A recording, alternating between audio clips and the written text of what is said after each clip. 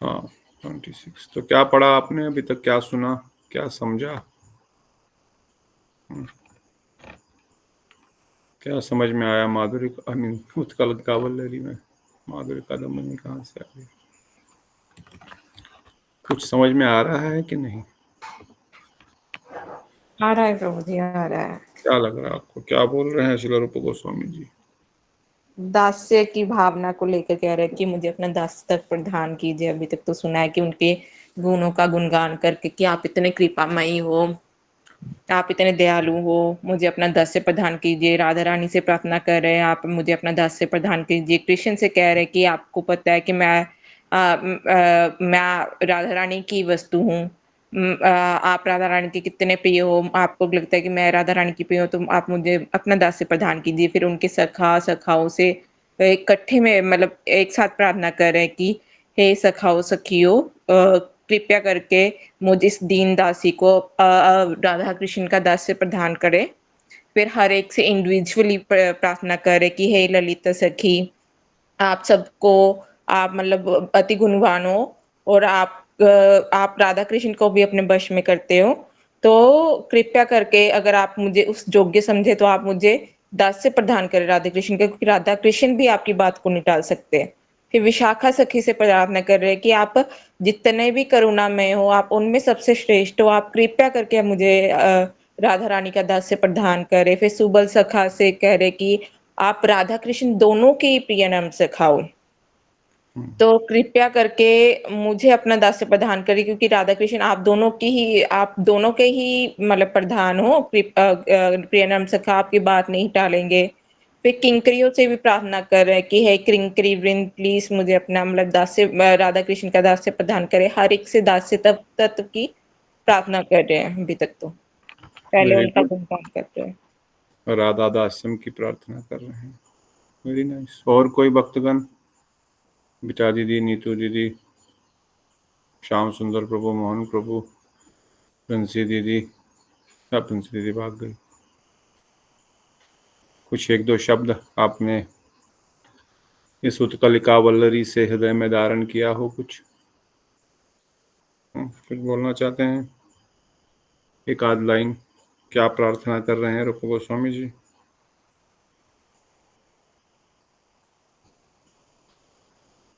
कोई है भी कि नहीं? मोहन प्रभु तो लगता है बाहर मीटिंग में है। ओके, बिटा नीता दीदी, नीतू दीदी, कुछ भी आपको समझ में आ रहा हो? हरे कृष्ण प्रभु जी। प्रभु जी ऑफिस में प्रभु जी बोल रहे हैं, सब प्रार्थना कर रहे हैं। पहले तो वृंदावन धाम को प्रार्थना किए और वृंदा देवी को प्रार्थना किए, और फिर विशाखा देवी और नवक्षकी वृंदा को प्रार्थना कर रहे हैं। बोले कि अगर एक क्षण के लिए भी अगर सेवा मिल जाएगा तो भी वही प्रार्थना कर रहे हैं, कम से कम एक क्षण का भी सेवा प्राप्त हो जाए। बहुत सुंदर। और कोई पॉइंट? राम सुंदर प्रभु कहाँ गए हो? ऑफिस में? ठीक है, तो इस प्रकार से प्रार्थना है। प्रार्थना तो हम भी करनी है। क्या प्रार्थना करनी है रूप गोस्वामी जी हमको सिखा रहे हैं, क्या प्रार्थना करनी। और ये प्रार्थना जो कर रहे हैं, अगर आपकी इच्छा हो तो कर दो, ऐसा नहीं, अवश्य ही हमको आप उनकी सेवा में लगा दो। ये ललिते, आप स्वतंत्र नायिका है, आप स्वतंत्र है। श्याम सुंदर शारदा ठकुरानी भी आपके अनुगत्य में है, इसलिए आप मुझे स्वीकार कर लो और अपनी सेवा में उनकी सेवा में लगा दो। हे विशाखे, हे सुबल सखा, आपको तो इतना प्रेम करते हैं राधा श्याम सुंदर, आपके लिए तो अपने करुणा रूपी हृदय की बाढ़ खोल दी उन्होंने। एक बार अगर आप उनको बोलोगे कि इस किंकरी, इस मंजरी को अपनी सेवा में ले लो, तो क्या वो मना करेंगे? कभी अवश्य ही वो स्वीकार करेंगे अगर आप मेरे बारे में प्रार्थना करेंगे। तो इस प्रकार से यह उत्कंठा भरी लालसामयी वचनों के द्वारा श्री रूप मंजरी प्रार्थना कर रही है श्री रूप गोस्वामी के रूप में एक साधक देह में, और हमको भी शिक्षा प्रदान कर रही है इनडायरेक्टली। वो तो निरंतर राधा रानी की मंजरी है, उनकी परिकरी है, सर्वोत्तम सर्वश्रेष्ठ मुख्य मंजरी है, उनको क्या नहीं प्राप्त है। वो तो समस्त दर्शन कर रहे हैं, निरंतर निकुंज में सेवा कर रहे हैं। परंतु हम जैसे साधक जीव, हम जैसे बद्ध जीव जो साधक अवस्था में हैं, हम साधक जीव कैसे उसी चीज को प्राप्त करेंगे या कर सकेंगे जिनका महाप्रभु इस जगत में देने आए हैं। इसलिए बड़ी कृपा करके वो ये विधि विधान बता रहे हैं कि महाप्रभु जिस इस जगत में जिस चीज को देने आए हैं, वो हम जैसे जीव आप कैसे प्राप्त करोगे। महाप्रभु तो इस जगत में वितरण करने आ रहे हैं और वितरण कर भी रहे हैं, पर हम जैसे बद्ध जीव कैसे उसको प्राप्त करेंगे। इसलिए वो हमको सिखा रहे हैं कि प्रार्थना क्या करनी है। अगर हम ये प्रार्थनाएं ये भाव हृदय में नहीं धारण कर पाए अपने नित्य भजन क्रिया में, तो कभी रागानुगा भजन में प्रवेश नहीं हो पाएगा। ये रागानुगा भजन की सीढ़ी है। गोल बताने के बाद भक्ति रसामृत सिंधु में अब वो बता रहे हैं उस गोल को, उस लक्ष्य को कैसे प्राप्त किया जा सकता है। उस लक्ष्य को प्राप्त करने के लिए उत्कंठा की आवश्यकता है, लालसा की आवश्यकता है। लालसा कैसे हृदय में जागृत होगी? जब तक हम उस श्याम सुंदर को नहीं समझेंगे, नहीं जानेंगे वो कैसे हैं, कितने सुंदर है, कितने दयामय है, कितने करुणामय है, किस प्रकार की केली क्रीड़ा करते हैं, और कैसे वो एक दूसरे के प्रति प्रेम करते हैं, कैसे अपने सखियों के सखाओं से प्रेम करते हैं। उन सब विषयों को जानने के बाद कुछ तो हमारे हृदय में भी उनको प्राप्त करने की थोड़ी सी लालसा उत्पन्न होगी। अन्यथा हमको लगेगा कि ठीक है, संसार में हम आनंद ले ही रहे हैं तो क्या टेंशन है, संसार में ही तो आनंद है। इसलिए भजन क्रिया कैसे की जा सकती है, कैसे भजन क्रिया के माध्यम से हम किस प्रकार की रागानुगा भक्ति की प्रार्थनाएं होनी चाहिए, एक रागानुगा भक्त किन प्रार्थनाओं को करेगा, इन सब वचनों को यहाँ पर वो वर्णन कर रहे हैं। और साथ ही साथ पिछले श्लोक में वर्णन कर रहे हैं कि मैं तो इसके योग्य नहीं हूं, मैं असमर्थ हूं, मैं इसके योग्य नहीं भी हूं, पर फिर भी मैं क्या करूं। आपका जो गुणगान मैंने सुना, आपका जो मैं कृपा और आपका जो प्रेम का मैंने वाखान सुना है, व्याख्यान सुना है, आपका गुणगान सुना है, अब मुझ में कोई योग्यता नहीं है। जातरति साधक भी आपके दर्शन को प्राप्त नहीं, आपके सानिध्य को प्राप्त नहीं कर पाए हैं, पर मैं तो एक पामर हूं, एक दुर्जन हूं, एक दीनहीन हूं। मैं कैसे इसकी प्रार्थना कर सकती हूं, मैं कैसे ऐसी इस चीज को मांग रही हूं। अगर ऐसा विचार करो तो मुझ में कोई दूसरी योग्यता है नहीं, परंतु आपका उत्कर्ष ऐसा है, आपका सौंदर्य ऐसा है, आपके गुण ऐसे हैं कि मुझे नहीं पता मैं योग्य हूं नहीं हूं। मैं योग्य तो हूं नहीं, पर मैं नहीं आपको सेवा के बगैर रह सकूंगी, आपके दर्शन के बगैर रह सकूंगी। इसलिए आप अपने गुणों के द्वारा ही मुझ पर कृपा कीजिए। इसलिए उनसे प्रार्थना करें, जैसे बताया, किंकरियों से, सुबल सखा से, श्री ललिता विशाखा जी से, वृंदावन धाम से, वृंद देवी से, यमुना महारानी से, गिरिराज तलहटी को। इसलिए कहते हैं अपनी योग्यता को जानकर भी पुनः अति तृष्णा पूर्वक प्रार्थना की जा रही है। हे विभो श्री कृष्ण ब्रह्म मराल अर्थात ब्रज के वाहन राजहंस के कुंजन को निंदित करने वाले श्री राधिका जी की नुपुर ध्वनि से मिश्रित तुम्हारे उस वंशी ध्वनि को मैं कब अपने इन दोनों मंद कानों से सुन सकूंगी, जिस ध्वनि ने समस्त नाद नागरी की श्रेष्ठ साम्राज्य लक्ष्मी को बलिबांत प्राप्त कर लिया है। तात्पर्य यह है कि कानों को आनंद प्रदान करने वाली जितनी भी श्रेष्ठ श्रेष्ठ श्रेष्ठ से श्रेष्ठ दुनिया हो सकती है, उन सबकी सार संपत्ति श्री राधिका जी की नुपुर की ध्वनि से समुद्र श्याम सुंदर की यह वंशी ध्वनि है, सुमधुर समृद्ध।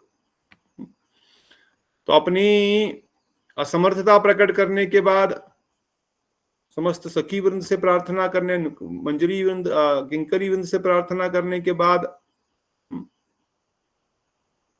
अपनी असमर्थता को प्रस्तुत करने के बाद फिर से कह रहे हैं कि यदि कहो कि वो तृष्णा कैसी है, मुझे वो तृष्णा है आपकी सेवा की, अति तीव्र तृष्णा मुझे चंचल बना रही है। मैं योग्य तो नहीं हूं, पर आपकी मधुरिमा की जो तृष्णा है उसको प्राप्त करने की, आपकी सेवा की करने की जो अंदर एक तृष्णा है, एक उत्कंठा है, एक लालसा है, एक आग सी लगी हुई है जो हमारे अंदर नहीं है, पर रूप मंजरी और रूप गोस्वामी के अंदर है। इसलिए वो कह रहे हैं उस तृष्णा ने मुझे चंचल बना रहा है, वो तृष्णा ही मुझे चंचल कह रही है। इस प्रकार एक चंचल बालक, बालिका या कोई व्यक्ति भी ये नहीं देखता कि ये सही है गलत है, चंचलता में कुछ भी बोलता है, कुछ भी कार्यकलाप करते हैं बच्चे, चंचल है बच्चे, कहीं यहाँ कभी वहां, कभी कुछ कभी कुछ, वो समझ नहीं देते हैं सही क्या है गलत क्या है। इसी प्रकार मैं पामर हूं, दुर्बल हूं, दुर्भागा हूं, इसलिए मुझे योग्यता तो नहीं है। तो ये भाव हमने अपने अंदर प्रकाशित करने हैं। रूप गोस्वामी में सारे गुण है, और ये क्यों वर्णन कर रहे हैं कि हम अपने आप अंदर ये भाव को समझ सके, हम अपने अंदर ये इस दीनता को प्रकाशित कर सके। और ये बोलने के लिए खाली नहीं, ये करने के लिए है। ये बोलने से नहीं होगा, इसको प्रकाशित कर, इसको प्रैक्टिस करना पड़ेगा अपने हृदय में जाकर के। हमेशा तो मैं बोलूंगा मैं दास हूं, दास हूं, दास हूं, पर जब कोई कुछ बोलेगा तो तब मेरा सारा क्रोध बाहर आ जाएगा, तब मेरे दासता दूर हो जाएगी। तब मैं बोलूंगा नहीं, मैं तो दास नहीं हूं, तुम दास हो। बोलने के लिए हम दास दासी दास दासी है, हम तो दासी है, सुबल दास, ये दास वो दासी। और कोई थोड़ा सा कुछ बोले तो तब देखो कहाँ मेरी दासता रहती है, कब मैं अपने आप को दास मान, तब तो तुम दासी हो, मैं तो मालिक हूं, मैं तो बड़ा हूं तुमसे, मैं तो बड़ी हूं तुमसे।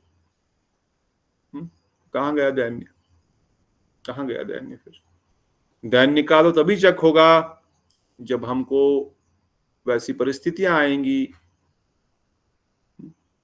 परंतु श्री रूप गोस्वामी इसलिए शिक्षा दे रहे हैं कि पामर होते हुए, अपने आप को निर्बल होते हुए भी ये प्रार्थना करो, कोई गुण न होते हुए भी, काम क्रोध लोभ मद मत अहंकार से भरा हुआ होते हुए भी ये प्रार्थना कर सकते हैं हम। इसलिए बता रहे हैं कि मैं इस प्रकार से पामर हूं, दुर्जन हूं। और क्यों ऐसी प्रार्थना कर रही हैं फिर भी? क्योंकि बड़ा चंचल है आपका दर्शन, आपका सानिध्य प्राप्त करना बड़ा आनंददायक है, बिना उसको प्राप्त किए मैं नहीं रह सकती। इसलिए कह रही है अर्जरा अर्थात नवीना। ये कृष्णा कैसी है? ये बार बार बढ़ती जा रही है, ये नवीन है, नई तृष्णा है।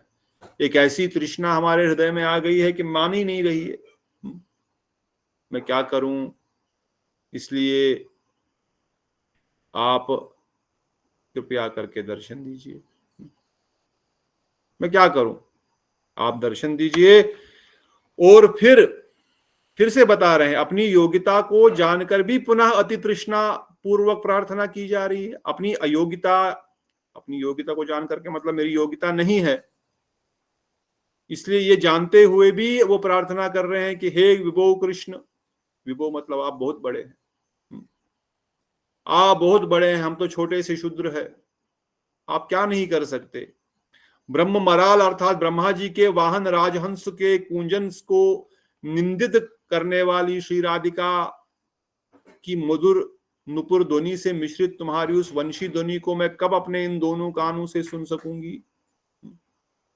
हे कृष्ण, हे कृष्ण, हे श्याम सुंदर, आप बहुत विशाल है। मेरी तृष्णा कम नहीं हो रही, इसलिए मैं प्रार्थना कर रही हूं कि कब मैं आपकी उस वेणु ध्वनि को सुन सकूंगी। और खाली वेणु ध्वनि को नहीं, उस वेणु ध्वनि के साथ श्री राधिका जी की नुपुर ध्वनि से मिश्रित तुम्हारी वंशी ध्वनि। जब आप वेणु बजाएंगे, राधा ठकुरानी आ रही है, राधा गोविंद नृत्य कर रहे हैं,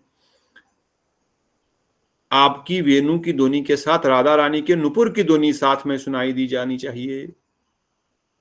कब मैं अपने दोनों मंद कानों, मेरे मंद कान हैं, जैसे मंद बुद्धि व्यक्ति होता है, जिसकी कम बुद्धि है, जिसके कान बहुत ही बेकार है, बहरा व्यक्ति, वो क्या सुनेगा। हम तो बहरे हैं, सांसारिक दृष्टिकोण से हम सुन रहे हैं, मगर आध्यात्मिक दृष्टिकोण से हम सब बहरे हैं। अगर बहरे नहीं होते तो क्या जब श्याम सुंदर बात करते हैं तो हमको सुनाई देती है क्या। इवन ऑल्टर पे विग्रह में धन्यवाद चंद्रकांता दीदी। तो हम सब बहरे हैं, हम सब अंधे हैं आध्यात्मिक दृष्टिकोण से। इसलिए श्री रूप गोस्वामी प्रार्थना कर रहे हैं कि मेरे मंद कान है, मेरे बहरे कान, मेरे कम सुनने वाले कान, इनमें कुछ सुनाई नहीं दे रहा है। उनको तो कम सुनाई दे रहा है, हमको तो सुनाई नहीं दे रहा है कुछ। तो कहते कब ये मेरे मंद कान आपकी वेणु की ध्वनि सुन पाएंगे, और वेणु की ध्वनि ही नहीं, वेणु की ध्वनि में मिश्रित श्री राधा रानी के चरणों के नुपुर की ध्वनि सुन पाऊंगी। कब ऐसी कृपा करोगे आप? क्यों नहीं ऐसी कृपा कर रहे हो? क्यों नहीं अपनी वेणु की ध्वनि सुना रहे हो? क्यों नहीं सुना रहे अपनी वेणु की ध्वनि? कहते जिस ध्वनि ने समस्त नागरी के श्रेष्ठ साम्राज्य लक्ष्मी को भी बलिबांत प्राप्त कर लिया है। अर्थात जिस ध्वनि से, वेणु नाद से, या जिस नुपुर के नाद से समस्त नगरी अर्थात वैकुंठ जगत का साम्राज्य लक्ष्मी को भी बलिबांत प्राप्त कर लिया है। तात्पर्य यह है कि कानों को आनंद प्रदान करने वाली जितने भी श्रेष्ठ से श्रेष्ठ दुनिया हो सकती है, कानों को आनंद प्रदान करने के लिए हम गाना सुनते हैं, कोई म्यूजिक लगाते हैं, कोई अच्छी बातें करता है तो वो सुनते हैं। कहते पर ये कोई काम की चीज नहीं है। कानों को आनंद प्रदान करने वाली श्रेष्ठ से भी श्रेष्ठ, मतलब बेस्ट से भी बेस्ट, दी बेस्ट दुनिया हो सकती है, उन सबकी सार संपत्ति श्री राधा जी के नुपुर की ध्वनि से समृद्ध श्याम सुंदर की वंशी ध्वनि। श्याम सुंदर की वंशी ध्वनि और श्री राधा ठाकुरानी की नुपुर ध्वनि, इन दो ध्वनियों को मिश्रित होकर के जब ये कान सुनेंगे तो उससे बढ़कर कोई भी सुंदर ध्वनि, कोई भी आनंददायक ध्वनि, कोई भी आनंददायक साउंड वाइब्रेशन किसी भी ब्रह्मांड के से लेकर के गोलोक वृंदावन धाम तक कहीं कोई नहीं हो सकती। इसलिए श्रीला बलदेव दास लिखते हैं, हे विभो अर्थात हे भगवन, आप भगवन हैं, आप कुछ भी कर। पहले बताया मैं तो अदम हूं, पर मेरी तृष्णा है, इसलिए आप कर सकते हैं क्योंकि आप भगवन हो, इसको पूर्ण आप कर सकते हैं। तो क्या पूर्ण करना चाहते हो? अरे मुझे वंशी से उत्पन्न कल अर्थात मधुर ध्वनि मैं कब अपने दोनों कानों का आराध्य बना पाऊंगी, अर्थात कब उसका कानून के द्वारा सेवन कर पाऊंगी। यदि कहो कि वो मधुर ध्वनि कैसी है, इसके लिए कह रही है वह ध्वनि ऊर्जेश्वरी श्री राधिका की नुपुर ध्वनि से समृद्ध है। पुनः वह नुपुर ध्वनि कैसी है? अच्छा, वो वेणु की ध्वनि राधा जी के नुपुर ध्वनि जैसी ही होती है। राधा रानी के नुपुर की ध्वनि और वेणु की ध्वनि एक जैसी है, दोनों का मिश्रण ही की ध्वनि जो है वो दोनों मिलकर के है। अच्छा, नुपुर की ध्वनि कैसी है? कहते हैं उस नुपुर ध्वनि के द्वारा ब्रह्म मलाल अर्थात चतुर्णानन ब्रह्मा जी के वाहन राजहंस का पूजन भी तिरस्कृत हो जाता है। जो ब्रह्मा जी के वाहन है हंस, राजहंस जब गायन करते हैं तो बहुत सुंदर गायन करते हैं, पर यहाँ कोई साधारण राजहंस की बात नहीं कर रहे हैं। इस जगत के किसी हंस की बात नहीं कर रहे हैं, राजहंस की बात नहीं कर रहे हैं। अरे जिस वाहन पर ब्रह्मा जी विराजमान है, जिस हंस के ऊपर ब्रह्मा जी विराजमान है, इस पृथ्वी इस ब्रह्मांड के सर्वोत्तम लोक में ब्रह्मा जी जिस वाहन पर विराजमान है, वो राजहंस जब अपने मधुर कंठ से गायन करता है, उस राजहंस की ध्वनि की कूंजन भी तिरस्कृत हो जाती है। अर्थात तिरस्कृत करना क्या, उसको नकार देना, मतलब ये कोई ध्वनि है? राजहंस ब्रह्मा जी की ध्वनि से सुंदर क्या ध्वनि इस ब्रह्मांड में हो सकती है, बताओ। इस ब्रह्मांड के राजा ब्रह्मा जी के हंस की ध्वनि से बढ़कर कोई ध्वनि इस ब्रह्मांड में क्या हो सकती है? क्या आवाज ऐसी हो सकती जो हमको आनंद प्रदान कराती है? कोई ऐसी ध्वनि नहीं इस जगत में, उस जगत में।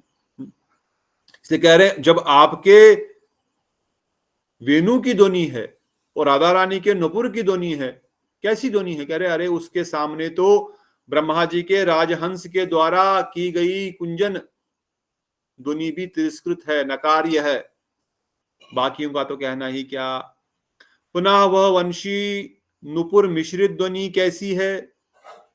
अच्छा, ये नुपुर की ध्वनि और वंशी की ध्वनि एक हो गई है, तो एक होने के बाद ये कैसी लग रही है? कैसी लग रही दोनों की? वंशी की ध्वनि तो वैसे ही सुंदर है, उससे बढ़कर तो कुछ है ही नहीं। हमारे ब्रह्मांड उससे प्रकट हुए, क्लीन शब्द से तो पूरा आध्यात्मिक जगत ही प्रकट हुआ है, उससे बढ़कर क्या बोले? वेणु गीत में जब सुनेंगे तो कभी वेणु गीत पढ़ेंगे, श्री गुरुदेव वर्णन करते हैं, जिसने वेणु गीत नहीं पढ़ा, भ्रमर गीत नहीं पढ़ा, रास पंचायदाय नहीं पढ़ा, तो उसका जीवन तो ऐसे ही व्यर्थ हो गया। वो तो ऐसे ही काष्ठ के डंडे को चूस रहा है बेकार में। भक्ति के मार्ग में आकर के वो बैम्बू, सूखी लकड़ी को चूस करके उसको लग रहा है मैं भक्ति में आनंद रस ले रहा हूं मैं भक्ति का रस ले रहा हूं, मैं इतने सारा सिद्धांत तत्व ये वो कर रहा हूं, मैं तो बहुत बड़ा जानकार हो गया हूं। परंतु जिसने वेणु गीत का रसपान नहीं किया, जिसने भ्रमर गीत का रसपान नहीं किया, जिसने गोपी गीत का रसपान नहीं किया, उसने क्या रसपान किया भाई? काठ की लकड़ी को चूस करके उसको लग रहा मैं रसपान कर रहा हूं। इसलिए वेणु की ध्वनि इतनी सुंदर है कि हम क्या बताएं, और राधा रानी के चरणों के नुपुर की ध्वनि इतनी सुंदर है कि वेणु की ध्वनि उसके सामने फेल हो जाती है। क्योंकि पहले डिस्कस किया था ना, जब राधा रानी के चरणों की नुपुर की ध्वनि होती है तो श्याम सुंदर वेणु बजाने के उनके सुरताल बिगड़ जाते हैं ऑटोमेटिकली। जो वेणु पूरे ब्रह्मांड को, आध्यात्मिक जगत को प्रकट की हुई है उस नाद से, वो वेणु अपने स्वर को ही डगमगा जाते हैं राधा रानी के नुपुर की ध्वनि सुन करके। पर जब दोनों एक साथ विराजमान है निकुंज में, और यहां वेणु बज रही है और यहां राधा रानी के चरणों की नुपुर की ध्वनि है, ये दोनों एक साथ जब बज रहे हैं तो कैसे होंगे? वो कैसी सुनाई देगी? कहते प्रशंसनीय है, बहुत प्रशंसनीय है, जिससे समस्त नाद रूपी नागरिकी साम्राज्य लक्ष्मी अर्थात श्रेष्ठ अधिकारी संपत्ति प्राप्त कर लिया। समझो, उस व्यक्ति ने समस्त नाद रूपी नगरी की साम्राज्य लक्ष्मी अर्थात श्रेष्ठ अधिकारी संपत्ति को प्राप्त कर लिया। जिसने ये नुपुर और वेणु की ध्वनि एक साथ सुन ली, उसने समझो सब कुछ प्राप्त कर लिया है। अब ऐसा बताएंगे, उस आध्यात्मिक जगत की भी सर्वोत्तम वस्तु को प्राप्त कर लिया है, जिसने उस नुपुर और वेणु ध्वनि की नाद सुन ली। क्या, कौन सी ऐसी वस्तु है जो प्राप्त करने पर हमको बड़ा आनंद आएगा साधारण संसार में? पूरी सृष्टि का साम्राज्य, पूरी लक्ष्मी आपके पास हो, धन हो, कहते वो तो कुछ भी नहीं है। उस नाद को प्राप्त करना अथवा तो उससे बढ़कर कोई है ही नहीं, जिसने ये नाद एक बार सुन लिया। इसलिए वो बड़ी ही प्रशंसनीय है। क्या बताएं उसका, उस ध्वनि का क्या वर्णन करें, क्या गुणगान करें? बस बहुत बढ़िया, बहुत ही प्रशंसनीय है, यही एक शब्द है। इसलिए तात्पर्य यह है कि राधिका के नुपुर की जनकार के साथ रासमंडल में तुम्हारी वेणुनाद मैं कब सुन पाऊंगी, मैं कब सुन पाऊंगी आपको वेणुनाद? ये हमारी प्रार्थना है, ये हमको प्रार्थना करनी है इनको सुन करके, हमको भी यही प्रार्थना करनी है श्याम सुंदर से। इसलिए कहते हैं, हे वृंदावनेश्वरी श्री राधिके, शिखी पिच्छमोली श्री कृष्ण की वंशी को, वंशी के स्वरों को बंग तथा स्तब्ध करने वाली तुम्हारी उच्च वीणा ध्वनि कब मेरे श्रवण गोचर होगी। वेणु और नुपुर की ध्वनि का वर्णन करते हैं। अब राधा ठाकुरानी को प्रार्थना कर रहे हैं कि किस प्रकार से कृष्ण की वंशी के स्वरों को भी भंग करने वाले, जो हमने पहले अभी डिस्कस किया कुछ सेकंड पहले ही, जो आपकी वीणा की ध्वनि है, जो श्याम सुंदर को भी स्तब्ध कर देती है, जो श्याम सुंदर की वेणु की ध्वनि को भी एक प्रकार से उसके स्वरों को बिगाड़ देती है, वह वीणा की ध्वनि कब मेरे श्रवण गोचर होगी, कब मैं आपकी उस वीणा की ध्वनि को सुनूंगी। और कह रहे हैं हे वृंदावनेश्वरी, तुम्हारी महिती वीणा की ध्वनि कब मेरे कर्ण गोचर होगी, कब मैं आपकी वीणा की ध्वनि सुनूंगी। यदि कहो कि वो ध्वनि कैसी है, इसके लिए कह रहे हैं कि वह ध्वनि शिख पिछमोली श्री कृष्ण के वेणु के स्वर को भंग करके उससे स्तंभित कर देने वाली है। ये एडजेक्टिव्स है कृष्ण के साथ, शिख पिछमोली। किस प्रकार से श्याम सुंदर श्री कृष्ण की वेणु के स्वर को भंग करने वाले। अब इसमें इतने सारे श्री कृष्ण के वृंदावन के नाम, पशुपालेंद्र, क्या सुंदर नाम, कितने सुंदर सुंदर नामों से रूप गोस्वामी श्याम सुंदर को पुकार रहे हैं, श्रीमती राधा ठाकुरानी को पुकार रहे हैं। कहीं पर शिखी पिछमोली, क्या क्या सुंदर विषय, कितने सुंदर नाम है। उनको किस प्रकार से उनको प्रसन्न कर रहे हैं, प्रशंसा कर रहे हैं।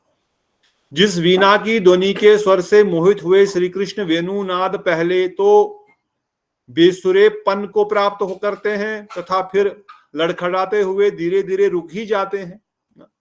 आपकी वेणी जब आपकी जो वीणा जब नाद करती है, जब वीणा आप बजाती हो अपनी, तो पहले तो श्याम सुंदर अपनी वीणा को, हम जो कंपटीशन चल रहा है, दोनों का कंपटीशन चल रहा है, जब दोनों एक साथ बजाते हैं मिल करके तो अलग बात है। और अगर कंपटीशन चल रहा है कि कौन कैसा बजा रहा है, तो श्याम सुंदर बोल रहे हैं मैं वेणु बजाऊंगा, तुम वीणा बजाओ। यहाँ वीणु बज रही है, बोल रहे हैं उन्होंने वीणा की तान छेड़ ही दी कि श्याम सुंदर के सुर बिगड़ गए।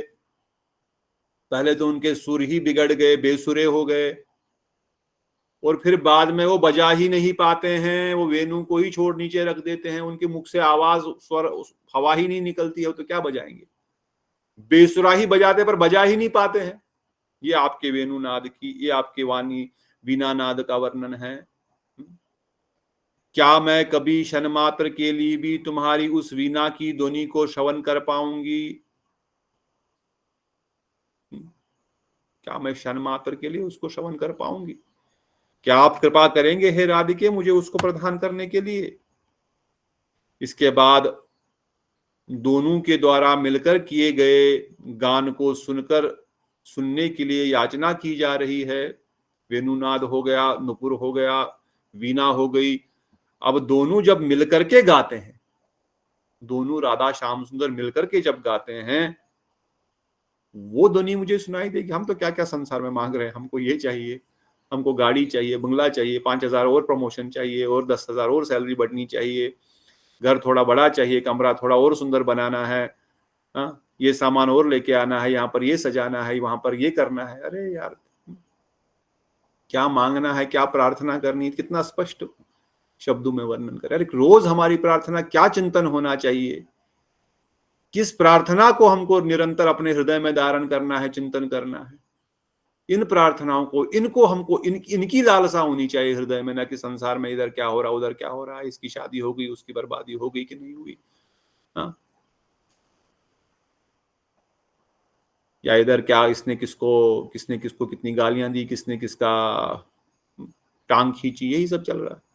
ये चिंतन हृदय में हो कि कब आपकी वेणु की नाद, कब आपकी वीणा की नाद, कब आपके नुपुर की नाद सुनाई दे, और कब हम आपका गायन सुन। आप दोनों मिलकर के जब गायन करते होंगे तो कैसे गायन करते होंगे। हे प्रभुवर श्री राधा गोविंद, यदि कभी मेरे जीवन में ऐसा दिन आएगा जिस दिन तुम दोनों मिलकर सुमधुर संगीत का गान करोगे तथा उत्कृष्ट माधुरी की तरंगों से पूर्ण उस गान को सुनकर मेरी श्रवण इंद्रिया दुष्कृति दूर हो जाएगी।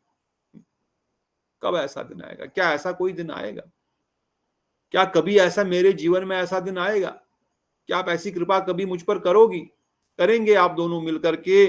क्या आप दोनों मिलकर के मधुर गायन कर रहे हैं? आप दोनों ही गायन कर रहे हैं, मिलकर के गा रहे हैं। हाँ? आप दोनों निकुंज में झूले पे बैठ करके मिलकर के गा रहे हैं, गायन कर रहे हैं। और गायन करने के जो उसकी वो जो गायन है, वो जो गान है, वो जो संगीत है, वो जो आप गा रहे हैं, कब मेरे इन कर्ण में उसका प्रवेश होगा? उत्कृष्ट माधुरी तरंगों से पूर्ण वो कैसा गायन होगा? शिला बलदेव दर्शन वर्णन करते, वो कैसा गायन होगा? यह प्रभुवर श्री राधा गोविंद यदि दासी का वह दिन कब आएगा? इस दासी का वो दिन कब आएगा जिस दिन तुम दोनों की कल गीती सुमधुर संगीत एक साथ उदित होकर मेरे कानों में की दुष्कृति अर्थात संसार की संसारिक कथा श्रवण रूपी दोष का नाश करेगी।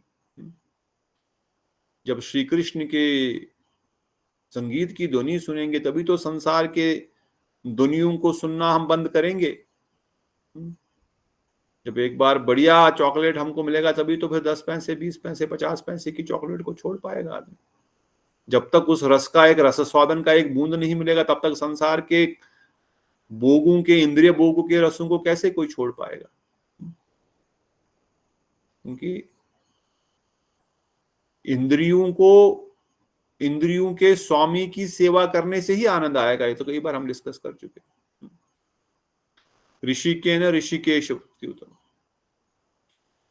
ऋषियों इंद्रियां मतलब इंद्रियां, ऋषिकेन ऋषिकेश, ऋषिकेन ये इंद्रियां जो है ये इंद्रियों के स्वामी की संतुष्टि से ही संतुष्ट हो पाएंगी। क्यों हो पाएंगे? उनकी संतुष्टि से ही संतुष्ट, और किसी तरीके से संतुष्ट क्यों नहीं हो सकती? बताओ। कथा तो सुनाई दे रही मेरी कि नहीं? कोई है कि मैं चला अकेला ही हूं? कोई है? जागो सोने वालों, जागो। सभी है। हाँ बोलिए। इंद्रियों को संतुष्टि भगवान के सेवा से ही क्यों हो सकती है? ऐसा क्यों होगा? इसका क्या विचार होगा? क्योंकि भगवान ही सब कुछ है। भगवान ही सब कुछ है। वेरी गुड, सिंपल ही अर्थ है। और कुछ? जी, इंद्रियों के स्वामी वो ही है, तो इंद्रियों के स्वामी जो है उनको उनकी सेवा करने से ही हमें संतुष्टि प्राप्त होगी, वैसे तो होगी नहीं। जिन्होंने ये इंद्रियां हमको दी है, जिन्होंने हमारी इंद्रियां बनाई है, किस लिए बनाई हमारी इंद्रियां? उनकी संतुष्टि के लिए। हमारी समस्त इंद्रियां क्यों बनाई उन्होंने? उनको संतुष्ट। जो अगर कोई व्यक्ति कोई चीज बनाता है, किस लिए बनाता है? अपने लिए बनाता है ना, अपने आनंद के लिए या अपने घर वालों के आनंद के लिए, अपने एंजॉयमेंट के लिए बनाता है ना। आप घर में बढ़िया अकेले हैं, बढ़िया पकवान बना रहे हैं, किस लिए बना रहे हैं? इसको मैं खाऊंगी, बढ़िया स्वाद आएगा। तो भगवान ने जीव रूपी हम सब जीवों को प्रकट किया, हमको बनाया, हमारे को इंद्रियां दी। किस लिए दी? ताकि ये इंद्रियां उनकी सेवा कर सकें। और जब ये इंद्रियां उनकी सेवा करेंगी तो इंद्रियां संतुष्ट हो जाएंगी। और जब तक ये इंद्रियां संसार की सेवा करेंगी, संसार में सुख ढूंढेंगी, तब तक या निरंतर असंतुष्टि ही रहेंगी। क्योंकि ऋषिकेश सेवा भक्तिरुत्तमा, ये ऋषिकेश की सेवा में ही इनको आनंद मिलेगा और कहीं इनको आनंद मिलेगा नहीं। कितना भी इनको आप संसारिक भोग करा लो, कितना भी उनको बोलो खाओ, मजे करो, घूमो फिरो, ये देखो वो देखो, ये सुनो वो सुनो, कभी भी संतुष्ट नहीं हो पाएंगे। कितना भी कोई प्रयास करे, कितना भी कोई इस बात को माने न माने, परंतु अंत में तो यही परिणाम है कि भाई इनको कृष्ण सेवा से ही संतुष्टि मिलेगी। और जो इनको कृष्ण सेवा में लगा रहे हैं, वो इसकी अनुभूति कर रहे हैं, उनको बाहर के किसी भी सेपरेटली इंद्रियों को संतुष्ट करने की कोई जरूरत नहीं पड़ रही है। और वह कृष्ण सेवा में इंद्रियों को लगाने से और भी अधिक आनंद में है, और भी अधिक एनर्जी में है, और भी अधिक सुख की अनुभूति कर रहे हैं। और जो व्यक्ति संसार और माया में इंद्रियों को भोग करा रहे हैं, वो एक तो दुखी है, झगड़ा करते हैं, मारपीट करते हैं, इंद्रियां भी उनको खुद ही विचलित कर देती हैं, और अधिक वो इंद्रिय भोग में पड़ जाते हैं, और अधिक दुखी हो जाते हैं। जितनी अधिक इंद्रिय भोग करते हैं, जितना उन इंद्रियों को संतुष्ट करने का प्रयास कर रहे हैं, उतना वो और भी नीचे नीचे नीचे गड्ढे में गिर रहे हैं। और फिर बाद में ऐसे ही लोग सुसाइड करते हैं। इंद्रियों को इतने संतुष्टि करा रहे, फिर भी संतुष्ट नहीं, और अब करेगा क्या? तो ड्रग्स पी लेते हैं, और पियो करते करते मर जाता है, पर फिर संतुष्टि तो कहीं हो नहीं रही है। किसी और इंद्रिय को, काम सुख को, फिर एक स्त्री, दो स्त्री, एक पुरुष, 10 पुरुष, 50 पुरुष, 100 पुरुष, फिर इतना उसमें पागल हो जाता है कि वो मर जाता है, पर वो उसको कोई, क्योंकि ही वांट्स मोर, अभी उससे मिलेगा ही नहीं सुख उसको, तो उसको लगता है मुझे सुख अभी क्यों नहीं मिल रहा है। पहले तो मैं सिगरेट पीता था तो बड़ा अच्छा लगता था, अब क्यों नहीं मिल रहा, अब 2 पीऊंगा, अब खाली ये सिगरेट से इसमें कुछ गांजा चरस मिलाने पीने से शायद अब टेस्ट आएगा, हाँ अब थोड़ा सा अलग लग रहा है, कुछ अलग नहीं है, कुछ अलग नहीं लग रहा है। वही तुमने एक पोज में बैठ गए, दूसरा पोज बैठने के लिए ले लिया तो थोड़ा सा डिफरेंट लग रहा है, कुछ अलग नहीं है। फिर वहां भी संतुष्टि नहीं मिली तो थोड़ा सा गांजा के बाद थोड़ा अफीम, थोड़ा ड्रग्स वग्स ले लूंगा, फिर कहां जाएगा? अरे कहां जाएगा, कितना तुम घुसेगा उसमें, तो नीचे नीचे ही गिर रहा ना। और फिर जब नहीं हो रहा तो फिर सुसाइड। उसी प्रकार से काम सुख, उसको लगेगा एक स्त्री से संबंध बनाने से फिर आनंद नहीं आएगा, 2-4 से संबंध बनाऊंगा तो शायद आनंद आएगा, फिर 4-5 से 10-12 से संबंध बनाऊंगा तो आनंद आएगा। फिर जब सुख मिल ही नहीं रहा है तो फिर क्या करेगा? फिर पागल हो जाता है। सुख मिलेगा क्या? वहां पे सुख है ही नहीं, कैसे सुख मिलेगा बताओ? फिर मांस मच्छी खाएगा, फिर कुत्ता बिल्ली खाएगा, फिर इंसान को भी खा जाएगा, फिर बोलेगा अभी शायद कुत्ता बिल्ली मांस सुअर सब तो खा लिया, स्वाद तो आया नहीं, शायद अब मनुष्य को खाने से ही शायद स्वाद आ जाए कुछ, चलो मनुष्य को ही खा लेते हैं, तब भी स्वाद। फिर क्या करेगा? जब सब कुछ चख के देख लिया, कहीं स्वाद मिलेगा नहीं, फिर रोएगा, फिर अपने आप को मार देगा, फिर सुसाइड, फिर टेंशन, फिर डिप्रेशन, फिर कुछ ना कुछ पागलपन, यही होगा। क्योंकि इंद्रियों को संतुष्ट कहां करना है वो जानता नहीं है, और जानने के बाद मानता नहीं है, फिर भी वहीं भाग रहा है इंद्रियों को संतुष्ट करने के लिए जहां उनकी संतुष्टि होगी नहीं। इसलिए गुरुवर्ग वर्णन करते हैं, इंद्रियों को केवल इंद्रियों के स्वामी की सेवा में लगाने से ही वो संतुष्ट होंगी, क्योंकि स्वामी ने इंद्रियों को अपनी सेवा के लिए बनाया है। जब तक आप उसको उसकी सेवा में नहीं लगाओगे तब तक ये कोई भी इंद्रिय संतुष्ट नहीं हो पाएगी। इसलिए इन सब इंद्रियों को जैसे तैसे इंद्रियों के स्वामी की सेवा में लगाओ। और कैसे लगाओ? बस यही प्रार्थना करो, कब आपकी चरण नुपुर की ध्वनि सुनाई दे, हे श्रीमती राधा शुक्रानी, हे मयूर पिछधारी श्री कृष्ण, कब आपकी वेणु की ध्वनि सुनाई दे, कब इस दासी को ये दिन आएगा कि आपके दोनों एक साथ मधुर संगीत, एक साथ मधुर गायन कर रहे हैं, सुमधुर गीत गा रहे हैं, संगीत चल रहा है, कब मैं उसको सुन पाऊं इन दोनों कानों के द्वारा। और जब मैं वो सुन पाऊंगी तो संसार रूपी जितनी भी मेरी संसारिक श्रवण दोष है, मुझे लग रहा है कि यहाँ पर सुख है, वो सब दोष दूर हो जाएगा, वो नाश हो जाएगा। वाह, पद का प्रयोग कया की अलंकार के लिए है, विकल्प सूचक के अर्थ में नहीं। यदि कहो कि वह सुमधुर संगीत कैसा है, इसके लिए कह रही है वह ऊंची ऊंची मधुरिमा माधुर्यमयी तरंगों के समृद्ध है। कैसा है वो संगीत? ऊंची ऊंची मधुरिमा, बहुत मीठा, वो माधुर्य की खान है। तो लगता है जिस प्रकार मुख से आपने बढ़िया रसगुल्ला खा लिया, कानों में किसी ने रसगुल्ला डाल दिया, कानों में किसी ने अमृत घोल दिया है, कानों के द्वारा भी आनंद की अनुभूति होती है। कभी वो संगीत सुनाई तो दे, कभी उसकी एक ध्वनि सुनाई तो दे। इसलिए इसके बाद श्री राधा गोविंद के अंग सौरभ के अनुभव के लिए प्रार्थना की जा रही है। हे नागर राज श्री कृष्ण, हे नागर मणि श्री राधिके, जो अपनी महिमा के लेश मात्र द्वारा समस्त सुगंधित सामग्रियों की माधुरी को पराजित करती है। इस प्रकार कस्तूरी और कुमकुम से सुवासित लेपित आपके गोर और नील अंगों के गंध का आधरण करके मेरे दानेन्द्र रूपी भ्रमर कब आनंदित होगा। अब प्रार्थना कर रहे हैं कि आपके अंग से जो सौरभ आ रहा है, जो सुगंध आ रही है, उस सुगंध को मैं कब अनुभव कर पाऊंगी। पहले वेणु, कानू, कान रूपी इंद्रिय, और ये वाली इंद्रियां नहीं, दिव्य इंद्रियां, आत्म इंद्रियां, आत्मा की इंद्रियों को ही संतुष्ट होने से बाहर की इंद्रियां ऑटोमेटिक संतुष्ट हो जाएंगी। इसलिए कह रहे हैं, हे नागर राज, हे नागरी सुंदरी, अर्थात हे श्रेष्ठ नागर राज था, श्रेष्ठ पुरुष, ये बड़े चतुर पुरुष, दोनों चतुर, बहुत चतुर है, नागर नागरी बहुत चतुर, नागर चतुर शब्द भी कहा गया है और श्रेष्ठ भी इसका अर्थ है। आप दोनों के सौरभ, परंपरा, सुगंध धारा कब मेरे द्रान रूप भ्रमर को के लिए उत्सव स्वरूप होगी, अर्थात कब मेरी ये नासिका रूपी इंद्रिय आपके उस सुगंध को सूंघ करके पीछे पीछे मेरा हृदय, मेरा मन आपके पास आएगा, कब उस सुगंध को सूंघ पाएगी।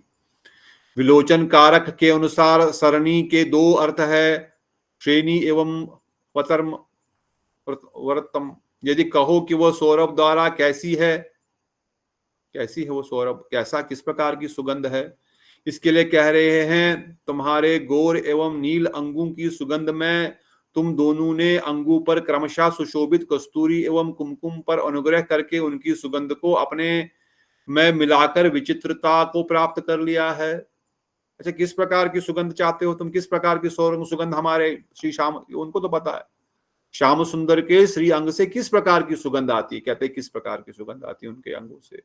कभी आप भजन करते करते अगर ऐसी सुगंध आपको आए तो समझो श्याम सुंदर के दर्शन कहीं यहीं पर हो रहे हैं, चल रहे हैं, जा रहे हैं। जब कस्तूरी की सुगंध आने लगे, और कस्तूरी के सुगंध ही नहीं अपितु कुमकुम की सुगंध श्री राधा ठकुरानी के श्री अंगों पर है, अर्थात केसर, केसर की सुगंध आने लगे और कस्तूरी की सुगंध आने लगे। श्याम सुंदर के अंगों पर कस्तूरी विराजमान है तो इसलिए उनका शरीर से कस्तूरी की सुगंध आती है, और श्री राधा ठकुरानी केसर को धारण करती है, सखियां मंजरियां केसर का लेप बनाती है, उसमें थोड़ा सा कर्पूर, गर्म सर्द सब मिला करके उनके श्री अंगों को लगाती हैं। इसलिए श्री राधा ठकुरानी के श्री अंगों से केसर मिश्रित सुगंध आ रही है और श्याम सुंदर के श्री अंगों से कस्तूरी की सुगंध आ रही है। तो कह रहे हैं, कब हे श्याम सुंदर आपके नील अंग, आप पहले बताया मरकत मणि, उस नील मणि के समान, नील कमल सबसे पहले, उस नव नवायामान अभी अभी खिले हुए छोटे से, अभी अभी खुल ही रहा है, धीरे धीरे वो हल्का सा नीला कलर का कमल, उसके समान आपकी अंग कांति है। और श्री राधा ठकुरानी आपकी अंग कांति कैसे हैं, तपे हुए सोने के समान है, जिसमें कोई भी मिक्सचर नहीं, जिसमें कोई भी मिलावट नहीं, एकदम से आपकी इस प्रकार की अंग कांति है। आपकी अंग कांति पर लगा हुआ वो केसर का लेप, और हे श्याम सुंदर आपके शरीर पर कस्तूरी का लेप या कस्तूरी आपके विराजमान तो है ही। इन दोनों की सुगंध कब मेरी नासिका में प्रवेश करेगी, कब मुझ पर अनुग्रह करके इस सुगंध को आप मिलकर विचित्रता को प्राप्त किया है, कैसी सुंदर है सुगंध होगी वो। पुनः वह सौरभ धारा कैसे है, उस सुगंध धारा ने स्वयं स्फुरित होकर अपनी महिमा के लेश मात्र से अशेष गंध को आच्छादित कर दिया है, कि उस सुगंध के द्वारा बाकी जितनी भी सुगंधें हैं उनको वो ढक देती है। आच्छादित करना, ढक देना, मतलब वही एक सुगंध, वही एक जो सौरभ है वहां पर प्रकाशित होगी, बाकी और कुछ नहीं सुगंध नहीं होगी, बस यही एक सुगंध होगी। तो कब ऐसा दिन आएगा हे राधा ठकुरानी, हे श्याम सुंदर, कब आप मुझ पर ऐसी कृपा करेंगे कि हमको इस प्रकार से आपके श्री अंग के सौरभ को, सुगंध को पान करने का मौका देंगे। कब ऐसा दिन आएगा, कब ऐसी कृपा आप हम पर करेंगे कि हम आपकी वेणु ध्वनि, वीणा ध्वनि, नुपुर ध्वनि को सुन पाएंगे? कब ऐसी कृपा करेंगे? हे किंकरियों, कब आप ऐसा करेंगे कि क्षण मात्र के लिए हमको भी सेवा में लेके जाओ? हे ललिता जी, वो तो आपकी बात सुनते हैं, वो तो आपके अधीन है, आप तो उनको ऑर्डर दे सकते हो, आप तो स्वतंत्र हो, आप तो मुझे कब अपनी सेवा में लगा करके उनकी सेवा में नहीं ले जा रहे हो? हे विशाखा देवी, आपके लिए तो उनके हृदय में समुद्र की करुणा जैसी, वो तो करुणामय है ही, पर आपके लिए तो प्रकट किया है उन्होंने उस करुणा को। तो अगर आप उनको बोल देंगे कि इस किंकरी को, इस मंजरी को अपनी सेवा में लगा दो, तो क्या वो नहीं लेंगी? अवश्य लेंगी। तो क्या आप मुझ पर कृपा करेंगे हे सुबल सखा? आप तो प्रिय नर्म सखा हो, राधा ठकुरानी के भी प्रिय नर्म सखा हो, श्याम श्यामा जू के दोनों के प्रिय नर्म सखा हो, दोनों के साथ निरंतर सेवा व्यवहार करते हो। क्या आप मुझ पर कृपा करके नहीं ले जाएंगे? अर्थात अवश्य मुझ पर कृपा करो, अवश्य मुझे उनकी सेवा में लगाओ। अत्यंत नाटिकता की सौभाग्य प्राप्त करना तो अति दुर्लभ है। कहते अत्यंत निकटता, बहुत ज्यादा निकटता को मैं प्राप्त करना तो दुर्लभ है, अतः दूर से ही दोनों का साक्षात हेतु प्रार्थना की जा रही है। अगर आप बोलेंगे इतना तुम्हारे पास क्वालिफिकेशन, इतना पास कैसे आओगे? ठीक है, अधिक निकट आकर के सेवा करना तो कठिन है, ठीक है, तो दूर से ही तो दर्शन करा दो। दूर से अब दर्शन की प्रार्थना कर रहे, कहते हे नाथ श्री कृष्ण, हे वृंदावनेश्वरी श्री राधिके, मैं इस वृंदावन में अपने मुख में तर्जनी उंगली डालकर पुनः पुनः फुतकार करते हुए रोदन कर रही हूं। अतएव क्षण काल के लिए ही तुम दोनों मुझ पर प्रसन्न हो और विद्युत लता एवं नवीन मेद के समान अपनी रूप माधुरी मेरे नयनों को गोचर करो। कानों के लिए प्रार्थना की, नासिका के लिए प्रार्थना, अब नयनों के लिए प्रार्थना कर रहे हैं, आंखों के लिए। कहते हैं क्षण मात्र के लिए, थोड़े समय के लिए ही तो करो, थोड़े समय के लिए, थोड़े समय के लिए आप, मैं इतना रोदन कर रही हूँ, रो रही हूँ, हाँ, और क्यों, कैसे रो रही है? कहते अंगुष्ठ के बाद वाली उंगली को प्रदोषिनी कहते हैं, जो अंगूठे के बगल वाली उंगली, उसको प्रदोषिनी कहते हैं। प्रदोषिनी एवं तर्जनी कहा जाता है, तर्जनी भी कहा जाता है इस उंगली को। अमर कोश में कहा गया तर्जनी एवं प्रदोषिनी अंगूठे के पास वाली उंगली के दो नाम है, ठीक है, ये दो चीज आपने सीख लिया। तर्जनी क्या होती है? कहते हैं उसे मुख में डालकर ये दासी फुतकार करती हुई, अर्थात सिसकती हुई, रोते हुए आपसे प्रार्थना कर रही है। तुम दोनों की छवि अर्थात कांति क्रमशः विद्युत एवं मेघ के समान है। क्या फुतकार कर रही है कि आप अपना दर्शन प्रदान कीजिए। मैं इस वृंदावन में अपने मुख में तर्जनी उंगली डालकर पुनः पुनः फुतकार करते हुए रोदन कर रही हूं, पुनः पुनः रोदन कर रही हूं कि क्या करो, आप कृपा करके कुछ क्षण के लिए, एक क्षण के लिए ही सही, क्षण काल के लिए ही एक बार दर्शन दे दो। और आप कैसे हैं, फिर से वर्णन करें, उनका रूप कैसा है? विद्युत लता, जैसे बिजली चमकती है आकाश में, नीला आकाश में बिजली चमकने के बाद जो छटा दिखती है, उस आकाश की, अभी आपने बिजली चमकते हुए देखा। एवं नवीन मेद के समान, जो अभी नया नया बादल आया हो, अभी पूरा काला नहीं है, अभी नया नया, अभी बरसने वाला बादल नहीं है, हल्का हल्का श्याम वर्ण का है। यह आपकी रूप माधुरी मेरे नयनों के प्रति कब गोचर होगी? सब जानते हैं रूप मंजरी, सब देखा हुआ है, तभी तो बता रहे हैं कैसे उनका स्वरूप है। परंतु प्रार्थना हमारे लिए, कब ऐसी कांति क्रमशः विद्युत एवं मेद के समान है। राधा ठकुरानी और श्याम सुंदर। आगे कह रहे चरण नख समुदाय के देखने की इच्छा से प्रार्थना की जा रही है। हे नाथ श्री कृष्ण, हे श्रीमती राधिके, तुम दोनों ब्रजमंडल में स्थित मधुर मूर्ति समस्त नर नारियों के शिरोभूषण हो, अतएव मैं तुम्हारे निकट कुछ प्रार्थना कर रही हूं। तुम दोनों के चरण कमलों के नख चंद्र की चांदनी छटा से क्षण भर के लिए मेरे नयन युगल चमत्कृत हो। अब क्या आप दूर से भी दर्शन नहीं दे रहे हैं? पास में तो मैंने बोला मेरी योग्यता नहीं, दूर से ही दर्शन दे, तो दूर से भी नहीं दे रहे। परंतु आप तो वृंदावन में सबको अपना दर्शन देते हैं। आप तो ब्रजमंडल में मूर्तिमान स्वरूप समस्त नर नारियों के शिरोभूषण हो, अर्थात उनके मालिक हो, उनके भूषण हो, उनके लिए सब कुछ प्रदान करते हो। शिरोभूषण तो शिरोभूषण ही है, सबके भूषण सबसे सब में श्रेष्ठ है।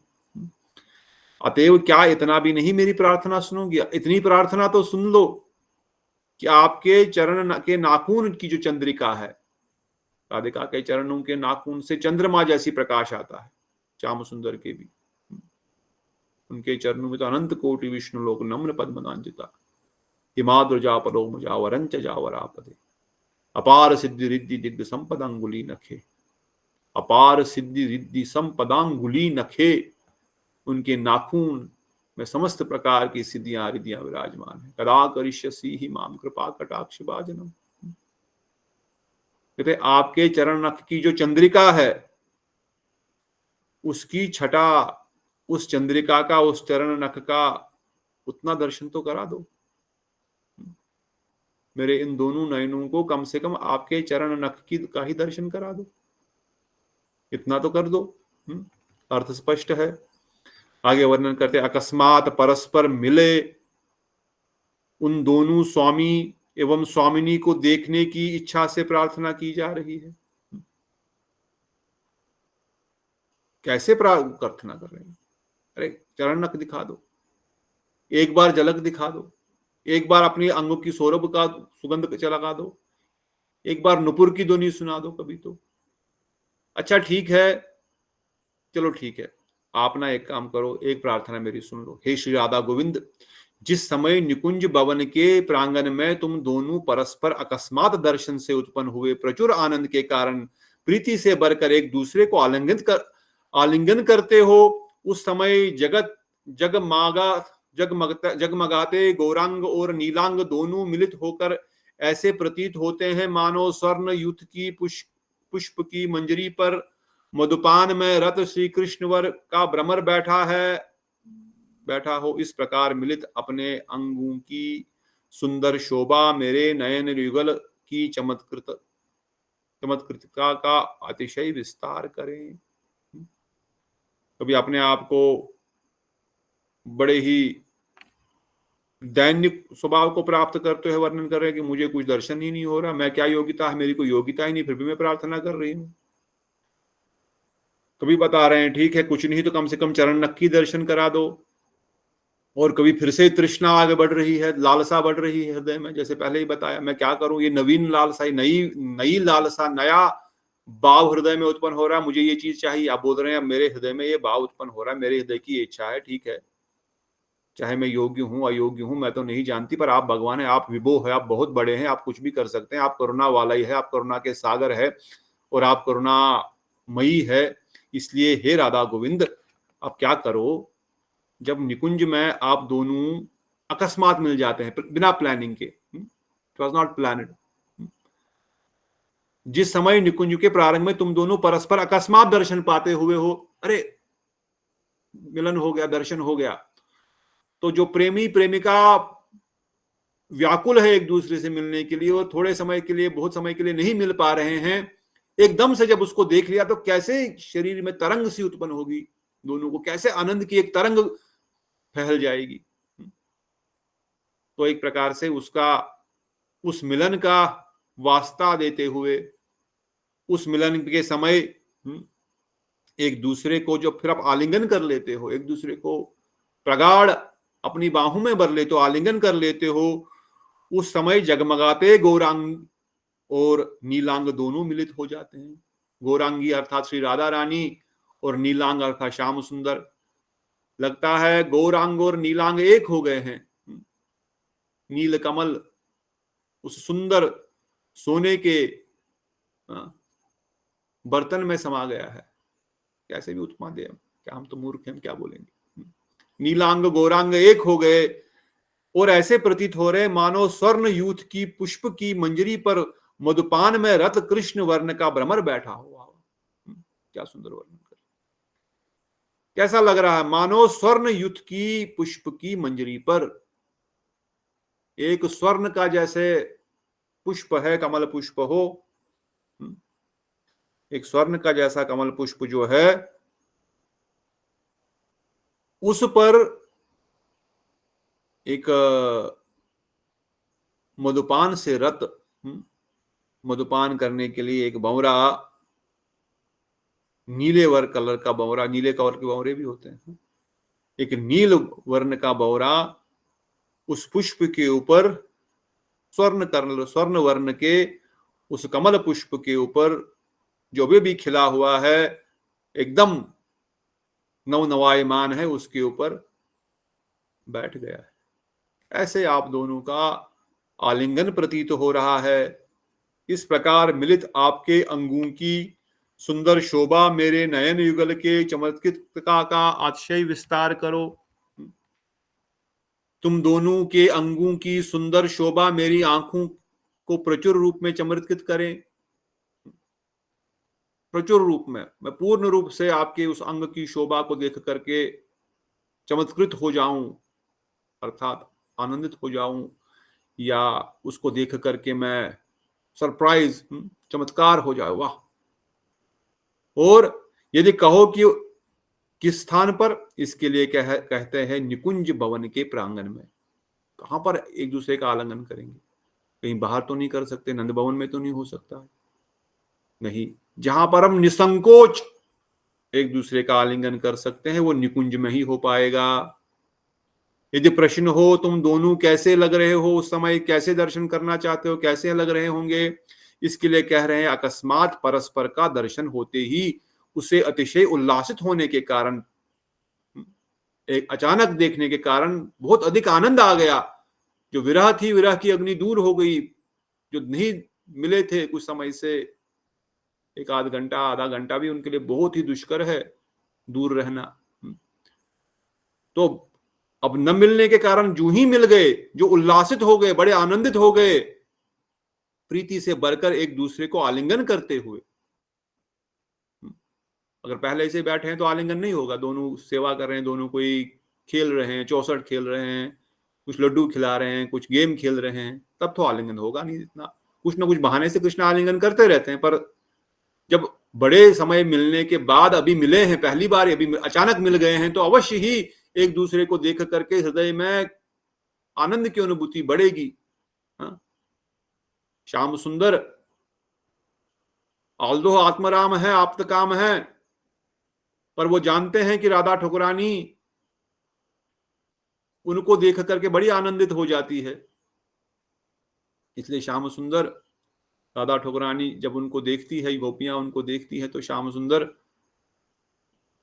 और राधा रानी के कटाक्ष के द्वारा, उनके मुंह की भंगिमा के द्वारा, उनके हाव भाव, उनके चलने फिरने, उनके केवल दर्शन के मात्र के द्वारा भी इवन उनके हृदय में अत्यांतिक काम वेग उत्पन्न हो जाता है, जो समस्त काम देवताओं के सोत्र है। और वह काम उनको शीघ्र, अतिशीघ्र राधा रानी के श्री अंगों को आलिंगन करने के लिए उल्लासित कर देता है, वो रुक नहीं पाते हैं। अगर अंदर से वो आत्म काम है भी, अगर कई बार ऐसा भी बताया जाए कृष्ण तो पूर्ण वैरागी है, वो तो कृष्ण का गुण है, ठीक है, वृंदावन में अप्लाई नहीं है, पर अगर चलो मान लिया है भी, तो तब भी वह राधा रानी की प्रसन्नता के लिए, राधा रानी को आनंद प्रदान करने के लिए वो कभी ये नहीं दिखाएंगे कि मैं आत्मराम हूं, आप्त काम हूं। अगर इस प्रकार दिखाएंगे तो फिर कैसे कोई प्रेम करेगा उनसे? इसलिए उनकी प्रसन्नता के लिए वो निरंतर इतने व्याकुल प्रतीत होते हैं कि उनके श्री अंगों को शीघ्र अतिशीघ्र आलिंगन करना चाहते हैं। और जब राधा ठकुरानी देख रहे हैं कि श्याम सुंदर इतने व्याकुल हो रहे हैं काम के प्रति, उनका हृदय में इस प्रकार से काम उदय हो रहा है, तो राधा ठकुरानी भी शीघ्र अतिशीघ्र उनके शरीर का आलिंगन करने के लिए प्रस्तुत हो जाती हैं, क्योंकि उनकी इंद्रियां केवल श्याम सुंदर की प्रसन्नता के लिए है। और श्याम सुंदर भी राधा ठकुरानी की प्रसन्नता के लिए ही ये लीला कर रहे हैं, ऑल्दो इंटरनली में भी हिज आप्त काम, आत्मराम। तो एक दूसरे की प्रसन्नता ही इन दोनों का लक्ष्य है। इसलिए अगर कह रहे हैं कि ये कहां पर आलिंग कहां पर करेंगे, कहते हैं कुंज में, कुंज के प्रांगण में। और कब करेंगे? जब अभी अभी मिले हैं, बहुत अचानक मिले हैं, चमत्कृत हो गए हैं, नहीं मिले थे, उस समय तो अवश्य आलिंगन करेंगे। और कैसे होंगे? जगमगाते गोर एवं नीले अंग के। उससे अतिशय उल्लासित होने के कारण प्रेयसी से बढ़कर एक दूसरे को आलिंगन करते हुए पुनः तुम दोनों कैसे हो, जगमगाते गोर और नीले अंग के। तुम दोनों की उपमा देखकर पुनः तुम्हारी विशेषता बतलाते हुए कहती है, तुम दोनों के श्री अंगों की शोभा स्वर्ण जूही मंजरी और उस पर विराजित भ्रमर की सुंदरता के समान अत्यंत रमणीय है। जो पहले बताया वही बताया। तुम दोनों के श्री अंगों की शोभा कैसी है? जैसे स्वर्ण जूही, जूही के फूल के ऊपर स्वर्ण जूही, सोने के कलर के जूही के फूल के ऊपर एक भंवरा जब बैठा हुआ है नीलवर्ण का, उसका रसपान कर रहा है, वही आपके सुंदर रमणीय दर्शन होगा। कब ऐसा दर्शन मुझे प्रदान करोगी? अपनी अयोग्यता का अनुभव करते हुए अनुपात पूर्वक याचना की जा रही है। फिर से अयोग्यता, ये हृदय के भाव अभी हम तो मांग रहे हैं, और फिर अपनी अयोग्यता का, हमको अपनी अयोग्यता पे भी ध्यान करना पड़ता है। अयोग्यता फिर से याद, अरे मैं क्या प्रार्थना कर रही हूँ, अरे इतना इस प्रकार का मैं दर्शन की प्रार्थना कर रही हूँ, क्या मैं योग्य हूं? नहीं, मैं तो योग्य नहीं हूं इस चीज के लिए। इसलिए हे राधा गोविंद, कैसा आश्चर्य है, कैसा आश्चर्य है। सर्व साधन से संपन्न होने पर भी महात्मा गण अपने मन में क्षण काल के लिए भी तुम्हारे जिन दर्शनों को प्राप्त करने में समर्थ नहीं होते, अति दुर्वासनाग्रस्त मंद बुद्धि मैं इन नेत्रों से तुम्हारे उन दर्शन की प्राप्ति की इच्छा कर रही हूं। अहो, क्या मैंने लज्जा भय आदि सब कुछ खो दिया है? अपनी विनम्रता को प्रस्तुत कर, अपनी दैन्यता को रूप मंजरी प्रस्तुत कर रही है। ये इन प्रार्थनाओं के साथ हमेशा हर बार दैन्य उत्पन्न होना ही चाहिए। दैन्य नहीं होगा तो ये प्रार्थनाएं भी व्यर्थ हो जाएंगी। इसलिए दैन्य, बार बार दैन्य के श्लोक प्रस्तुत कर रहे हैं बीच बीच में। ये ना भूल जाओ तुम रस में कि भाई मैं तो उस रस की प्राप्त करने की योग्यता ही प्राप्त कर ली हूं, मैं तो उस वृंदावन धाम में जाने की मेरी तो गारंटी हो गई है, मेरी तो लॉटरी ही लग गई है। हाँ हाँ लॉटरी है, परंतु अगर दैन्य है, अदरवाइज नहीं है। इसलिए प्रार्थना कर रहे हैं कि बत विस्मयक अर्थ में कह रहे हैं, जिन सर्वेश्वरों श्री राधा कृष्ण का साक्षात्कार करने से आह्लादनी विज्ञान का गठन अर्थात आनंद का अनुभव होता है, जिन राधा गोविंद के साक्षात्कार से आह्लाद आनंद उत्पन्न होता है, आह्लादनी शक्ति स्वयं श्रीमती राधा ठकुरानी है, उनके दर्शन मात्र से परमानंद की प्राप्ति होती है। समस्त साधनों में संपन्न होने पर भी श्रेष्ठ साधु मन में भी उनका थोड़ा सा भी साक्षात्कार करने का सामर्थ्य प्राप्त नहीं कर पाते हैं।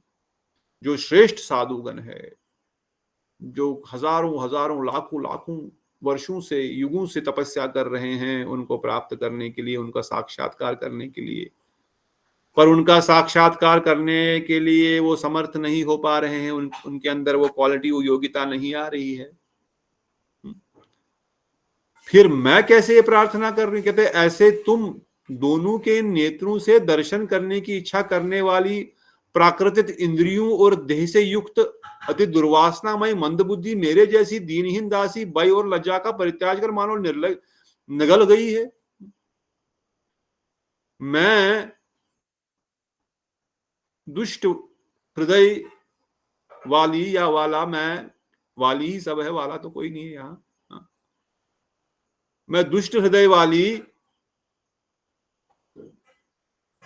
मेरे अंदर कोई गुण नहीं, काम क्रोध लोभ मोह से मत्सर से भरी हुई हूं, और इन प्राकृतिक नयनों के द्वारा आपके दर्शन की अभिलाषा कर रही हूं, इन आंखों के द्वारा, इन कानों के द्वारा आपको सुनने की अभिलाषा कर रही हूं। क्या मेरे को कोई शर्म नहीं है? क्या मैंने लज्जा खा ली है बेच करके अपनी? कैसी बात कर रही हूं मैं? क्या मांग रही हूं? मुझे पता ही नहीं मुझे क्या मांगना चाहिए। मेरे में तो योग्यता कैसे मुनिचरी, ऋषिचरी, वेदचरी, वेद पुराण तो वेदचरी ऋचाएं तो कब से प्रार्थना कर रही है ब्रह्मलोक में रह करके, निरंतर ध्यान में बैठे हैं करोड़ों करोड़ों वर्षों से कि कब हम गोलोक में राधा श्याम सुंदर की प्राप्ति करें। ऐसे भी बहुत सारी वेद की ऋचाएं हैं जो राधा गोविंद की, श्याम सुंदर की प्राप्ति करना चाहते हैं। कितने कितने युगों से वो कर रहे हैं, कितने कितने ब्रह्मा जी के दिनों से वो कर रहे हैं। उनको दर्शन नहीं अभी तक हुआ आपके चरणों का, आपके श्रीमुख का, और मैं काम क्रोध लोभ मोह मद मत्सर से ग्रसित, काम से ग्रसित व्यक्ति इन दुष्ट आंखों से दर्शन करना चाहती हूं। कैसी बात कर रही हूं मैं? मेरे अंदर कोई लज्जा वज्जा है? मैं कोई शर्म वर्म है? मैं क्या बोल रही हूं? मैं क्या मांग रही हूं? मेरे में क्या योग्यता है? मैं कैसी बात कर रही हूं? कैसे मैं इसकी सोच भी सकती हूँ कि मुझे ये चीज प्राप्त हो सकती है? कैसे सोच सकती हूँ मैं? कैसी हूं मैं ऐसी दुष्ट? अर्थात अयोग्य होने पर भी निर्भय और निर्लज होकर ये सब कह रही हूं। हाँ, अयोग्य तो हूं, इसकी मेरे को कोई भी क्वालिफिकेशन नहीं है। अति दुर्वासना, दुर्वासना ही नहीं, अति दुर्वासना। एक तो प्राकृतिक इंद्रियों के द्वारा आपका दर्शन करना चाहती हूं, प्राकृतिक इंद्रियों वाले देह मेरा है, पर जब आपका दर्शन हो जाएगा तो प्राकृतिक इंद्रियों वाला देह नहीं रहेगा उस समय।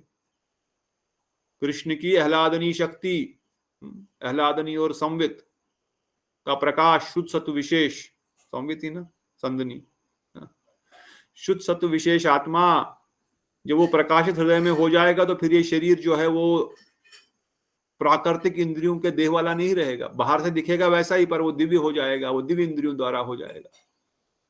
परंतु प्रार्थना तो इन प्राकृतिक इंद्रियों के मुख से ही तो कर रही है, प्राकृतिक इंद्रियों के कानों के द्वारा ही तो सुनने का प्रयास कर रहे हैं। आंतरिक कहां दिख रहा है अभी हमको अपना कोई भी स्वरूप?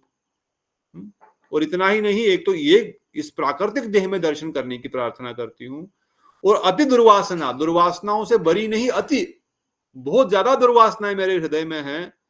बुद्धि भी मेरी मंद है, कोई बुद्धिमान नहीं हूं, कोई शास्त्र वेद पुराण जानने वाली नहीं हूं, और मेरे जैसे दीनहीन दासी भय और लज्जा को भी छोड़ दी है।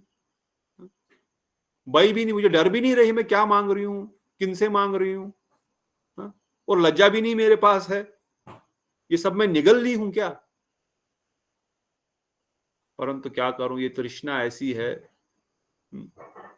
आपके दर्शन की तृष्णा ऐसी है, अयोग्य होने पर भी निर्भय और निर्लज की तरह मैं इसकी प्रार्थना कर रही हूं। निर्भय और निर्लज की तरह प्रार्थना करनी है। योग्यता ढूंढेंगे तो कुछ नहीं मिलने वाला। योग्यता विचारे किछु नहीं पाए तुम्हार करुणा सार। योग्यता का विचार करेंगे तो कुछ है ही नहीं, कैसी योग्यता, क्या योग्यता होगी मेरी? इसलिए मैं क्या कर रही हूं, योग्यता तो मेरे में कुछ भी नहीं है। हे ठाकुर, हे ठकुरानी, हे पुष्पेंद्र, हे महारानी, हे ब्रजरानी, योग्यता कुछ नहीं है। दुर्वासनाएं भी बहुत है,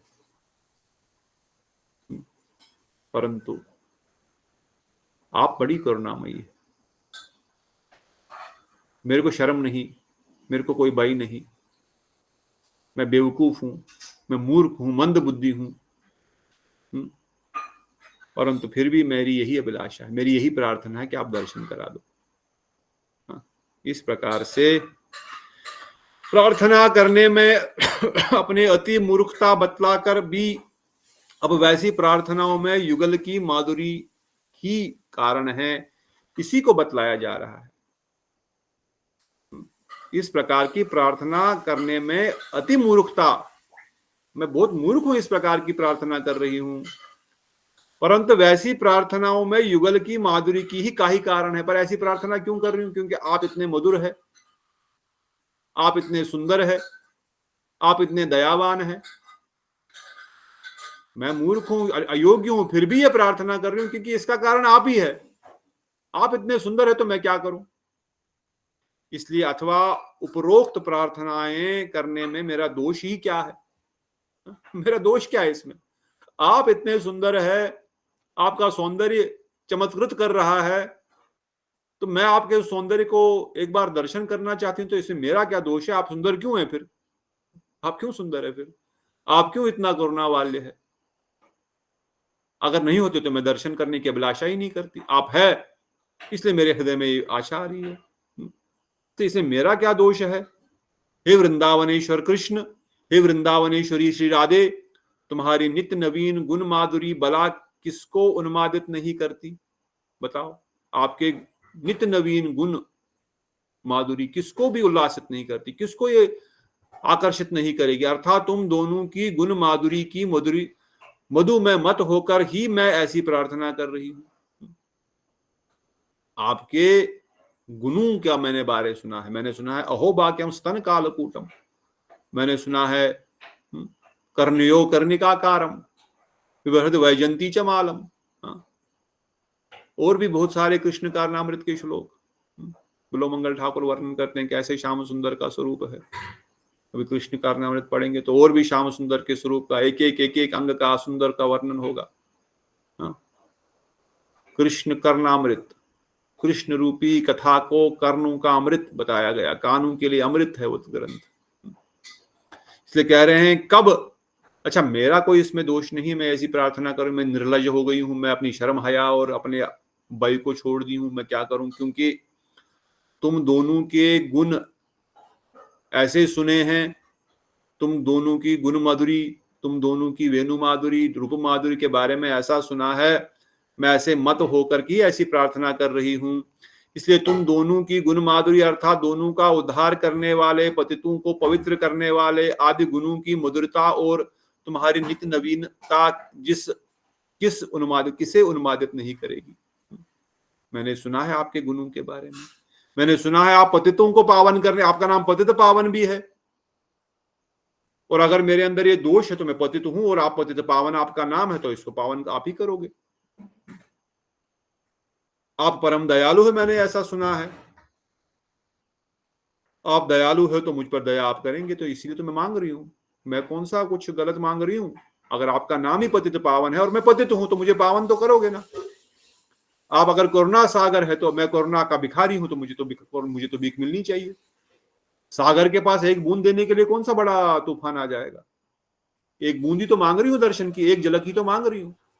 इसलिए मेरा उसमें कोई दोष नहीं, आपकी मधुरिमा ही ऐसी है, आपके गुण ही ऐसे हैं,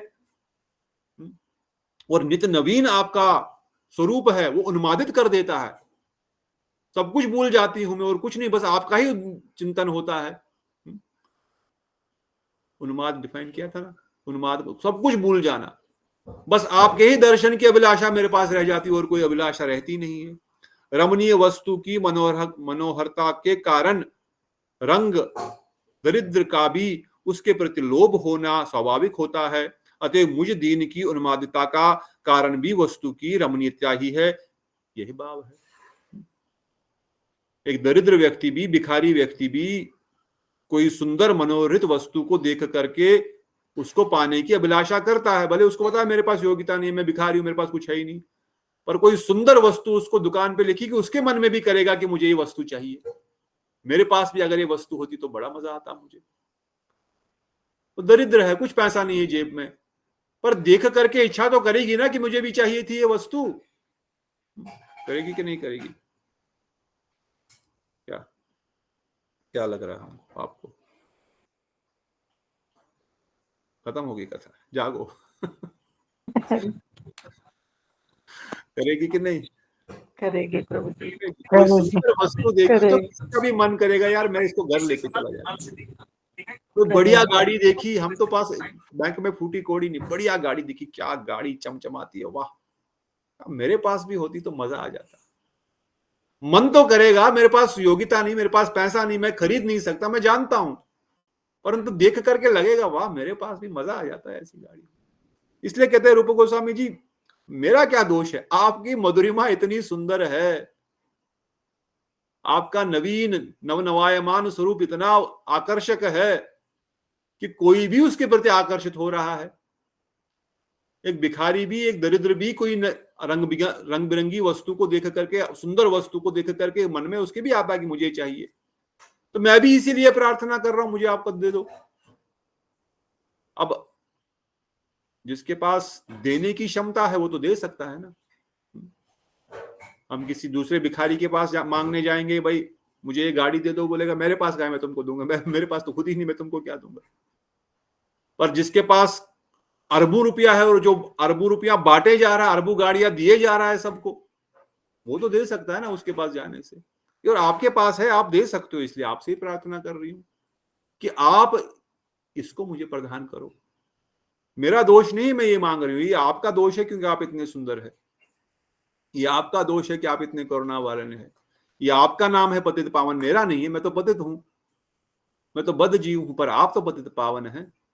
इसलिए आप अपने गुणों को प्रकाशित कीजिए। आप अपने गुणों को प्रकाशित करके उस अपना स्वभाव बताइए, और मैं अपने गुणों को, अपनी दरिद्रता को, अपनी असमर्थता को प्रकाशित करते अपनी भीख मांगूंगा। इसलिए हे श्याम सुंदर, इसीलिए आपके प्रति लोभ होना स्वाभाविक है। इसलिए भले ही मैं योग्य नहीं हूं, भले ही मुझ में कोई क्वालिफिकेशन नहीं है, कोई गुण नहीं है, दोषों से भरा बांड हूं, परंतु आप कृपा करके एक बार अपना दर्शन करा दीजिए इस निकुंज में। कैसे आप श्याम सुंदर आलिंगन करके अपना सुंदर स्वरूप का दर्शन एक बार करा दो। और आगे आगे और भी प्रार्थनाएं कर रहे हैं, और आगे आगे प्रार्थनाएं थोड़ी सी और रसमयी और चमत्कृत करने वाली है, तो हम आगे आगे सुनेंगे कि असमर्थता के साथ साथ लालसा, दैन्य के साथ साथ लालसा, यही रागानुगा भक्ति का एकमात्र साधन है। रागानुगा भक्ति में दूसरा कोई भी साधन नहीं है, बाकी सब इस अवस्था तक हम पहुंचे उसी चीज को प्रकाशित करता है। ऐसी लालसा हमारे हृदय में जागृत हो, ऐसी प्रार्थनाएं करने की उत्कंठा हमारे हृदय में जागृत हो, यही रागानुगा भजन का जो मर्म है, यही रागानुगा भजन का प्रोसेस है।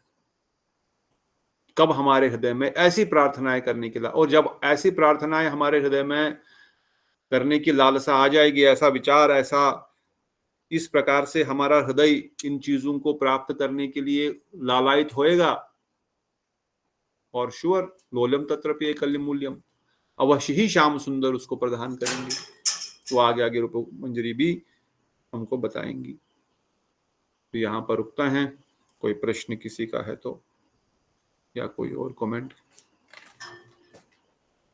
स्पष्ट ही है सारे विषय, परंतु अगर कोई प्रश्न है तो बचाइए, नहीं तो मैं आशा करता हूँ सब समझ रहे हैं कि रागानुगा भजन किस प्रकार से होता है और किस प्रकार से करना होता है।